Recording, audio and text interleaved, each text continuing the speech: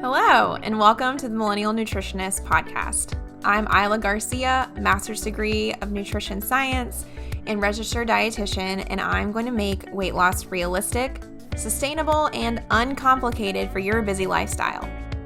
On this podcast, me and my team of registered dietitians will decipher the latest nutrition research, dissect fad diets, and discuss social media trends for you so you can feel confident knowing what to eat to achieve your health goals.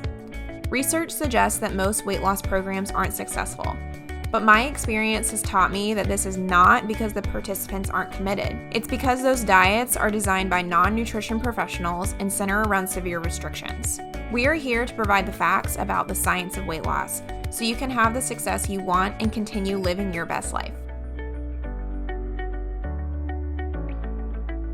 Welcome back to the Millennial Nutritionist Podcast. It's Isla, your CEO, founder, and host of our podcast. And today I have another exciting guest with me. I just keep pulling all of my old Meredith College friends to help me because everybody's so experienced and it's awesome to see kind of like where everybody's ended up. So without further ado, I'm going to introduce Yailyn and have her kind of pronounce her full name since she got married. And we're going to talk today about kind of a lot of the ties between like anything that has to do with like emotions and eating or touching into like what it looks like to have healthy eating versus like restrictive or even disordered eating. So thank you so much for joining us today, Yailyn. Can you go ahead and say your whole name? Yeah. Hi, I'm Yailyn Murphy, and I'm a licensed clinical mental health counselor, national certified counselor in the state of North Carolina. I specialize in women's health, perinatal mental health, and infant-child mental health. And my area expertise is eating disorders and perinatal mental health. So I'm happy to be here. I've loved following you and watching you grow. I feel like we talk every day just because I watch all your content. It's so helpful. And you were so helpful for me in the beginning because I was like kind of struggling with like doing weight loss and didn't want to be like overly restrictive or hurt anyone. And you were really, really helpful for me in the beginning when I had those like first clients where I was like, I don't know, should I take this person on? And so I want to really credit a lot of like what I even think about weight loss and how to be healthy with it and what to even do with people with like a troubled like eating past to our success. So thank you so much. Oh, wow. Thank you. Oh my gosh. So let's get into you a little bit so we can lay the groundwork for why I thought you'd be great to bring on to talk about this topic. So maybe can you talk about what your like education looks like what what did your degrees look like and Right. a little bit more about like what you do day to day in your job with helping people. Okay, so I graduated from Meredith College with a degree in child development and psychology, Bachelor of Science. And then I went on to grad school where I have a master's degree in clinical psychology and clinical mental health counseling. In graduate school, we are required to have an internship practicum to sort of like a clinical rotation. And so my area of passion and interest was always eating disorders, and a lot of my research in grad school was around eating disorders. So throughout my coursework and post-grad school, I led it's like a body, mood, and food group, which was really interesting with college aged women. And then I went into private practice and community mental health, where I work daily with young women, mothers who are either struggling with some sort of trauma, disordered eating, or who have experienced perinatal loss or are trying to get pregnant. So that's what I see in my day-to-day work. The majority of my caseload are women, right, who are struggling with body and food and all the things that life throws at us.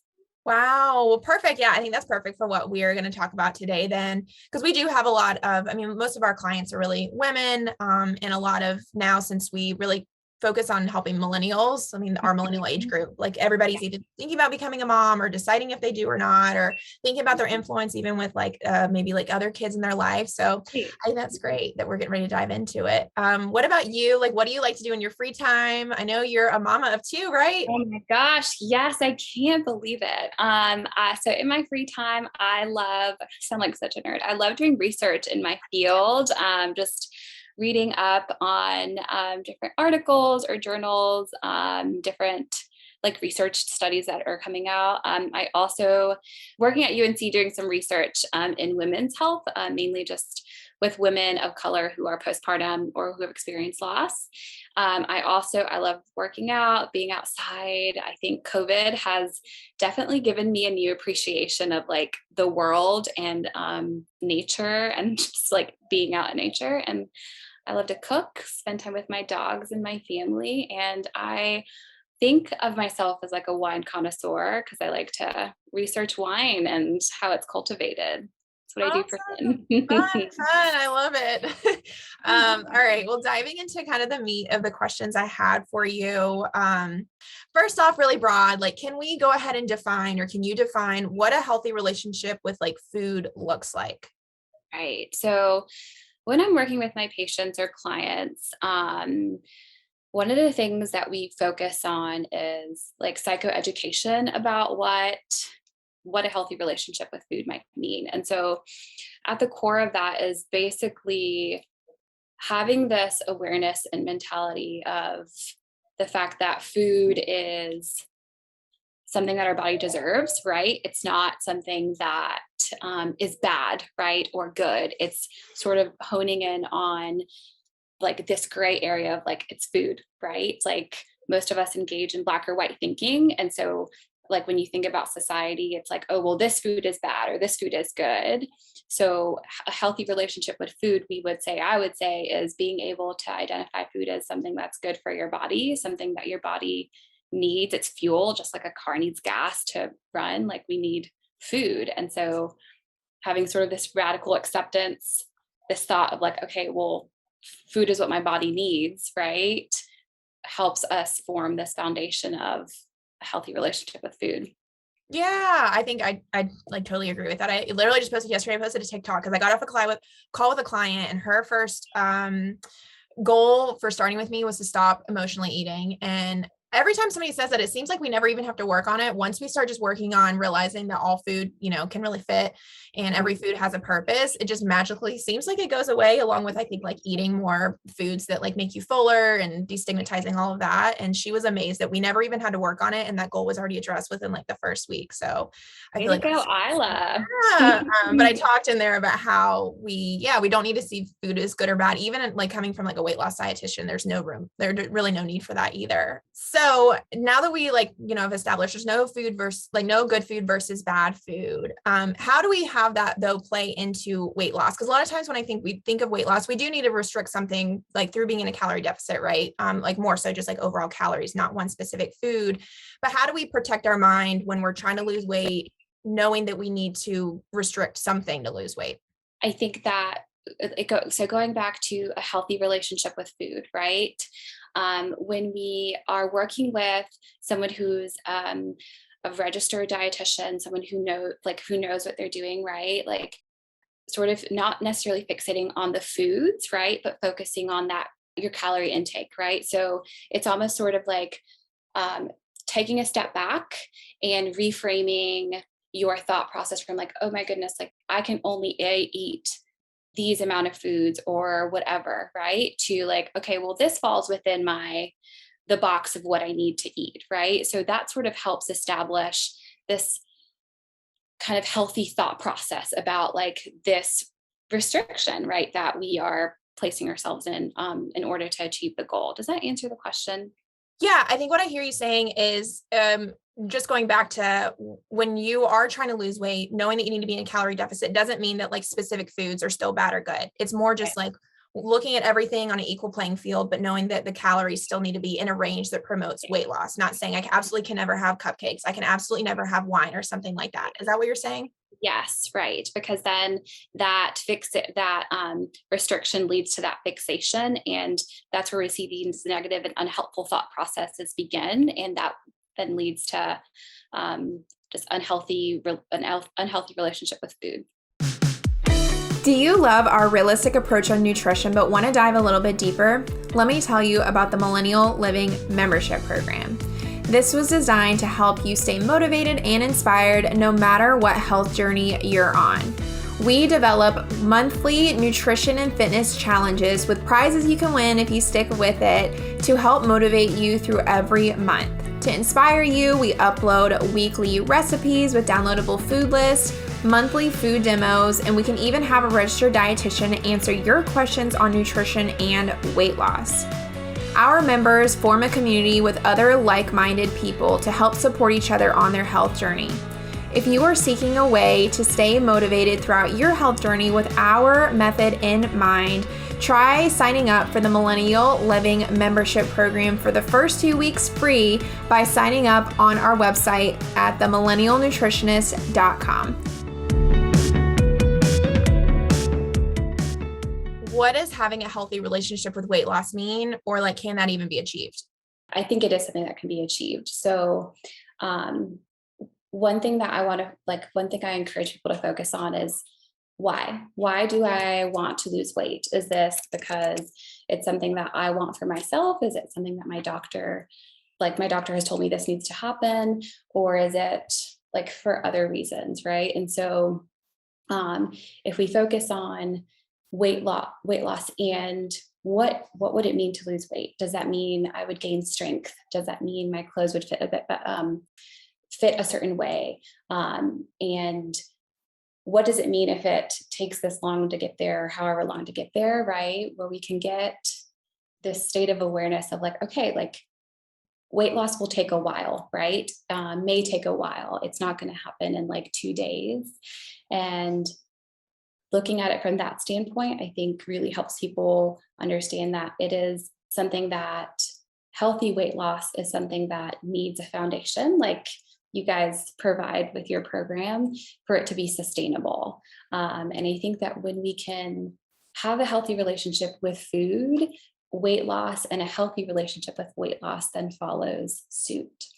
Yeah. Okay. So it sounds like you're saying like having other goals than just like weight loss or just the number on the scale, like thinking about what your life is going to look like or why you want that. Or what you're going to feel like, right? Like mentally, what am I going to feel like? Is weight loss, is it something that's truly going to give me like all the happiness in the world? Or is me just feeling an overall satisfaction about like my overall emotional, physical, and mental self? Is that my ultimate goal? Yeah. Okay, good. Yeah, we kind of addressed that. So, and whenever clients have like an intake session, or at least with me, when I have a weight loss goal, I always ask, okay, like, can you tell me what your life is going to look like? Yeah, or what it's going to feel like when we get there. And then we use those as other indicators of progress, right? So if somebody's like, well, I'm going to be able to like play around with my kids more. Great. So then we get through the end of the program and maybe their weight loss isn't as fast as they thought. Then we can reflect on, yeah, but look how much stronger you are. Look how much more endurance you have to try to keep that in check for their healthy weight loss. So I'm glad that that's kind of aligned there. What would you say to someone like a mom who wants to lose weight, but is nervous of like what that's going to look like for her kids? Like, how can that person maintain balance?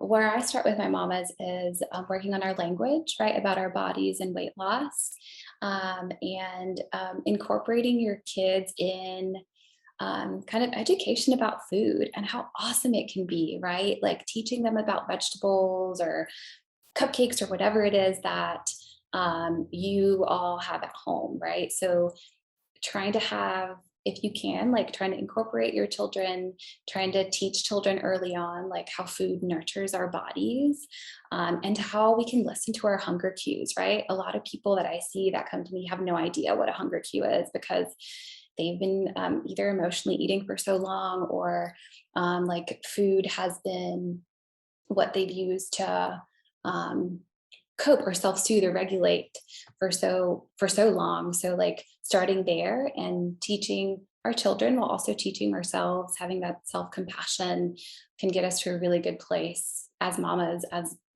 moms, right? To establish like a foundation of like a healthy relationship with food, weight loss, and our bodies in the home. Okay. So is it fair to say you're kind of saying like, still coming back to those more like healthy habits that might lead with weight loss, but keeping that as the foundation and listening to your body and making sure we use good language. Is that right? Yes. Can you give an example of like what good language looks like? Because I think a lot of people don't even know. Yeah, right. Like I grew up with, I think our mom's generation grew up with like Slim Fast or like all this stuff. And I can't tell you how many times I've heard my mom say, like, even now, like, oh my gosh, like, I'm so this, or I'm so that, or I wish I looked like this, right? So catching ourselves and saying things like, oh my goodness, my body feels so strong today, or like this apple and peanut butter like is the yummiest snack. My belly feels so happy. I have so much energy. Like I'm having like happy thoughts, right? Things that are child appropriate, but also heck yeah, like you feel really good when you eat when your body is hungry and when you're not like overly restricting yourself, when you're giving yourself the permission to eat, right? To nurture your bodies. I'm trying to think of other examples. Our bodies feeling strong and what our bodies do for us, right? Not necessarily what our bodies are meant to look like, or what others kind of tell us our bodies are meant to look like. Okay, good. So more like the function and like the overall health of our body and like how that food is kind of playing into that. Is that what you're saying? Good. Mhm. Okay. I think that's a really good tip. What about, so if somebody's like trying to lose weight, and they are seeing like other progress, like they are having more energy, they do feel stronger, but they are kind of stuck on this idea that the scale's not coming down every single week. What is Mhm. something practical that people can do to kind of help themselves work through that? Because we see that a lot. Like I hear it in their voice that they do want to focus on other goals, but it's like something mentally is like holding them back from being able to celebrate if the scale isn't coming down every week. Right, right. It's so hard. It is hard. First of all, scales suck. And like what I would say is like our bodies are not always defined by that number, right? And oftentimes when people come to us and they're like, I need freaking help, like I need support, um, they are experiencing like some level of stress, right? Like either stress from frustration because they're not losing the weight, stress from being a mom of like one or two kids who doesn't have time to like, I don't know, like do the things that she wants to. So we're seeing that increased level of cortisol response in our bodies. And that can sometimes cause us to retain like fluid and fat, right? And so what I often say is like, okay, let's engage in some like stress reduction activities. Like, can we carve out 20 minutes in the day to like walk down the street? Do you have time for a bubble bath? Do you have time to like sip seltzer water from a wine glass or like spend 10 minutes outside in the sun to help relieve that stress? And oftentimes what we see is as they're starting to relieve stress and they're continuing all the things and tips that you are encouraging them in your program to do, they will see the scale drop over time, or like it could be that they are building muscle, right? And for so often people are like cardio bunnies, right? And not really focusing on like, all right, let's expand like our calorie intake because we need to like revamp like our thyroid, our metabolism, and then over time we'll see it drop, right? But we'll definitely increasing or encouraging like stress reduction techniques, mindfulness. Like I do a lot of mindfulness with my folks to help just relieve the stress and remove our fixation from that scale. Or saying like, hey, and I don't know how that well this would work with your program, but like let's think about like weighing ourselves like I don't know every 2 weeks instead of like every week or every day, right? Like our bodies fluctuate, they retain water. Psychoeducation and stress reduction, I think, is a good way. Yeah, I think that's a great tip that I never thought about before. If like you find yourself fixating too much on the number, even like despite seeing other progress, it's probably coming from like a place of stress, maybe like wanting to control that one aspect and really getting to the root of that problem instead of just like trying to like continue to control it. Is that what you're kind of saying? Yeah, tell your clients to go relax. Good, good. I love it. But that can be hard too, right? Like when you have Oh so my many gosh. things to do. I mean, you're so busy. Like, how do you find time, or like, where do you tell people that are so busy to like find time to do? How do I find time, you're asking, Or or how do just I find generally, like, just generally, generally? like, how should people find time? Yeah, so I think people get overwhelmed at the thought of, oh my gosh, I have to find time to relax, right? And then that causes stress. Let's start with like 5 or 10 minutes, right? Can you go? There are several apps like relaxation apps on our phones.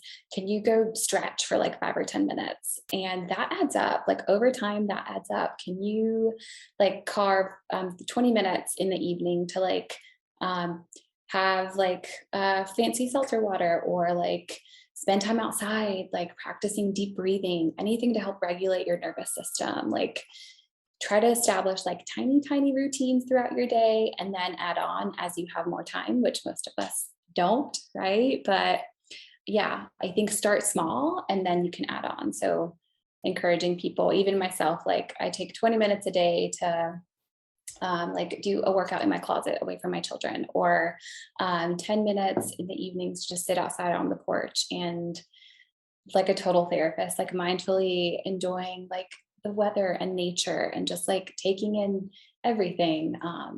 Yeah. Yeah, I think that's good. I think that's a big just push. I almost tell almost all of my clients, like after they're done with me, I'm like, I think it's time to go to a therapist just because I think a lot of food issues do come up with Yeah. psych Yeah. issues.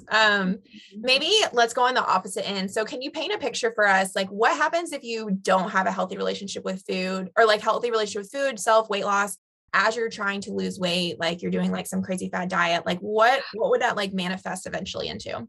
I wonder if therapists listening would agree, but I think that would manifest into probably a clinical diagnosis of like an eating disorder, right? If you continue down this path of like yo-yo dieting or fad dieting and like fixating on certain things, right? Like that's going to just lead to like, I don't know, disaster and chaos, right? Like if it hasn't worked for you before, it's not going to work for us now. So it would just lead to like this cycle, right? Because what people are engaging in is like, okay, fad diet, I lose 5 pounds, then I'm going to go ham and like revisit my old ways. And then guess what? This weight is back.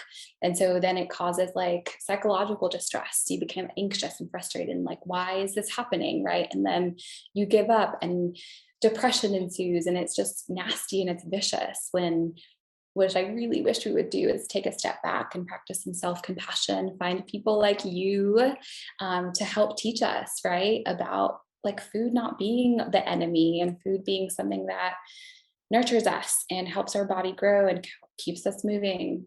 And then just reconstructing, like you've spent 25 years thinking this way, like it's going to take time to reconstruct that style of thinking and the relationships you have with your body, your food, and your mind. So I think like sort of like just throwing the towel in and saying, okay, something's not working. This sort of like radical acceptance of like, I need something different. I don't know if that answered your question. Yeah, no, it did. It did for sure. Can you tell us like what does like not working feel like, or what is not working like that word mean to you? Because sometimes like I get clients who've come from like these crazy fad diets, and it's like they tell me like it did work, like they lost weight, but then they feel so stressed out, or they feel like they can't go on vacation. Like does not working mean that it's like you can lose weight and you're mentally not there, or does not working just mean like you can't lose weight at all? Can you like define that for us? Oh my gosh. Yeah. So like not working means like, ooh, hooray, like you've lost the 5 pounds, right? But can you function? Like, is it impairing your daily functioning to go out into the world and like go out to eat or go on vacation? If you're having these like fixated thoughts about like, oh my gosh, like what meal am I going to have? Or like, I can't eat too much of this or can't eat too much of that because I lost like 5 pounds, like that's not working. That's not sustainable, right? Like you're fixating, right? And so what I encourage you to ask clients is like, okay, what is your goal, right? Like, is your goal just to lose 5 pounds, or is your goal to establish this rich relationship with your body and what working means, right? Like working means sustainable. Working means something something that's sustainable and something that allows you to like go out and function in society and not have to fixate on like weight, right? And food. So not working means like, great, you lost the weight, but also you're not functioning very well, right? Right. Yeah. We encourage our clients to think like, yes, weight loss is a goal. But like, how are we going to keep overall quality of life in check? Because if you're losing weight, but like, you're not better off like mentally, or your life doesn't feel better, then like, what's the point of it? Is that kind of what you're saying too? Yeah. Yeah, absolutely. Like sometimes people when they're losing weight and it's a little bit slower, like no, it's not what other people or other programs have really talked about. And so they're not really used to it, and they are like having a good weight loss, but then all of a sudden they kind of like psych themselves out because they think they'll like never get there because they've never gotten there before. They've never been able to keep it off. Like, are there anything that you can like recommend for what to do there? Because I feel like all of that just goes back to psych, like totally, like where people psych themselves out and then they give up. Right. So you're saying like if when people come to you and they start to make progress and then they're like, F this, or they're like, forget Yeah. this. Like, Or they're like, what's I the can never do point? this. I'm going to give up. And then they just give up when it was working. What is something that's like a solution for that, do you think? Man, a solution to that is come see me Yeah, or no, go that's to a good. therapist. Yeah, I think like, so I want to know like, where does that thought stem from, right? Does it stem from like past attempts at weight loss and not having like radical changes happen within like their expected like time frame? Or does it stem from like, oh, are we looking at like some disordered eating patterns or like a clinical like eating disorder diagnosis there? Like, I want to know where it stems from, right? I think coming to therapy and working through that and talking through that, even like support groups can be really helpful Mhm. um, in identifying like, okay, why stop, right? Like you've made it this far. Is it that you're afraid that like your expectation won't that reality won't match your expectation, which is what we see a lot of clients struggle with, is like, okay, the reality of it is like this takes freaking work. Like Isla and her team are teaching me how to rethink about things, and like, oh, that takes work. It's going to be great in the long run, right? um but I think there's a psychological aspect to it, absolutely. And just coming to therapy or finding a support group to help identify like the root of that thought, like what's at its core, I think is really helpful. And then diving into that a little bit more, like what are the benefits of going to therapy for, like if you're like having a problem like that? Because sometimes our clients, when I recommend therapy, they're like, I don't have an eating disorder. I'm like, well, it's not that. I think that there's just something holding you back that maybe you have ties to that I can't address. Like, what are the benefits of going to a therapist for something like that?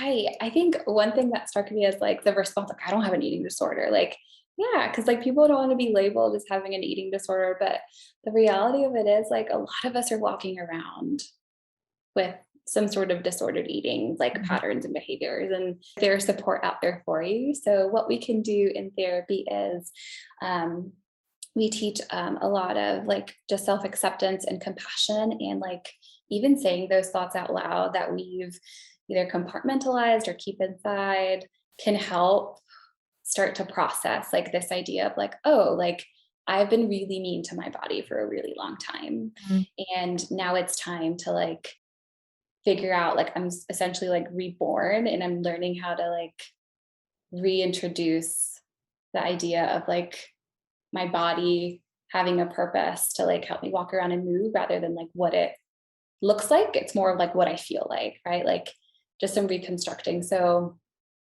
that's what therapy will help you do, right? Some self-help skills or self-talk, some cognitive reframing. We do some CBT, which is cognitive behavioral therapy, helping identifying like these negative thoughts that are like causing you to drop out of this program or whatever, and help reframing some of that. So yeah, I think therapy is great. And then what do the benefits look like on the other side? Like if somebody does go through therapy and they go through all those things, like what are the benefits that they can receive from it? Right, right. So benefits include better quality of life, right? Learning, like just to take a different perspective, a changing perspective of things, and just a healthy relationship with yourself, right? Which is the most important thing. I think like when you're able to have awareness of like why your thought process looks a certain way and what thoughts we can use to replace in helpful thoughts or icky, cold, and prickly thoughts. I think that definitely like what I've seen in like 3 to 6 months with people is like just a shift, right? Like they feel lighter. They start to see benefits, or they start to see reductions in stress and anxiety, which like when we look at eating disorders like that, or people with disordered eating patterns, or people who are trying to achieve like weight loss, like that is at the core, like anxiety, fixations, stress. And so we see a reduction in that. And so typically what we do is if I'm working with someone who is experiencing disordered eating or has an eating disorder, we'll pair with like a nutritionist or a dietitian and work like closely with them. Yeah, no, I think that's great. I think one big thing I've learned from working like one-on-one with clients for so long, like I do now versus in the hospital, is that I personally think that like stress is the root of all evil when I like Yeah. look at everything. Yes.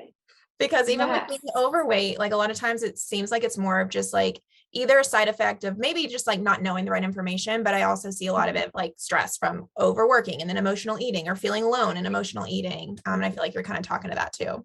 Right. Like when you think about stress, like it goes back to that cortisol response in your body. And like almost every organ in your body is like actively working when it feels under stress. Like chronic stress is a thing. I believe that it can lead to like chronic illness and stuff. And that is the root to all evil. It really is. So therapy helps with stress reduction.